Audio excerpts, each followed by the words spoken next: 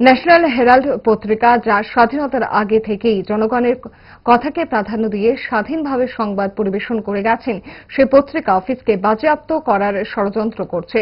একই সাথে রাহুল গান্ধী ও সোনিয়া গান্ধীর বিরুদ্ধে মিথ্যা মামলায় মিথ্যা চার্জশিট দায়ের করে গভীর ষড়যন্ত্র চলছে। রাহুল গান্ধীর নেতৃত্বে সারা দেশে কংগ্রেস ঐক্যবদ্ধ হয়ে লড়াই শুরু করেছে বিজেপি সরকারের বিরুদ্ধে। সেখানে বিভিন্ন মিথ্যে মামলায় পরিকল্পিতভাবে দেশের বিরোধী দলের কণ্ঠকে স্তব্ধ করে দেওয়ার জন্য কখনো ইডি, কখনো সিবিআইকে দিয়ে মিথ্যা মামলায় জড়িয়ে দেওয়া হচ্ছে বলে অভিযোগ করেন গোমতী জেলা কংগ্রেসের সভাপতি টিটন পাল। সারা দেশের কর্মসূচির অঙ্গ হিসেবে বুধবার উদয়পুরে জেলা কংগ্রেসের উদ্যোগে পোস্ট অফিসের সামনে বিক্ষোভ প্রদর্শন করে কংগ্রেসের নেতৃত্ব, কর্মী, সমর্থকগণ। এই দেশের মানুষের সেখানে স্বাধীনভাবে সেখানে কথা বলেছে, সেই পত্রিকা দপ্তরকে সেখানে বাজেয়াপ্ত করা হয়েছে।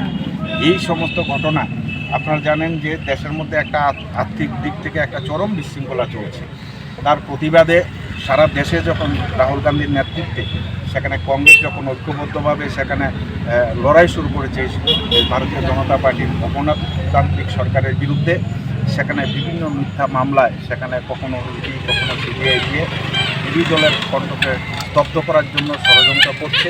তার প্রতিবাদে আজকে সারা দেশব্যাপী সর্বভারতীয় কংগ্রেস কমিটির আহ্বানে সারা দেশের প্রত্যেকটা রাজ্যে ইডি এবং সিবিআই দপ্তরের সামনে সেখানে ধর্ণা চলছে।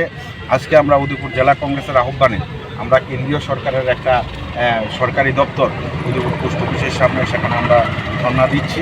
এই ধর্ণা থেকে আমরা পরিষ্কারভাবে সেখানে বলতে চাই, এই ভারতীয় জনতা পার্টির সরকারি যেভাবে বিরোধীদের কণ্ঠ রুদ্ধ করার জন্য ইডি এবং সিবিআইকে একটা বিজেপির শাখা সংগঠন হিসেবে সেখানে লিলিয়ে দিচ্ছে।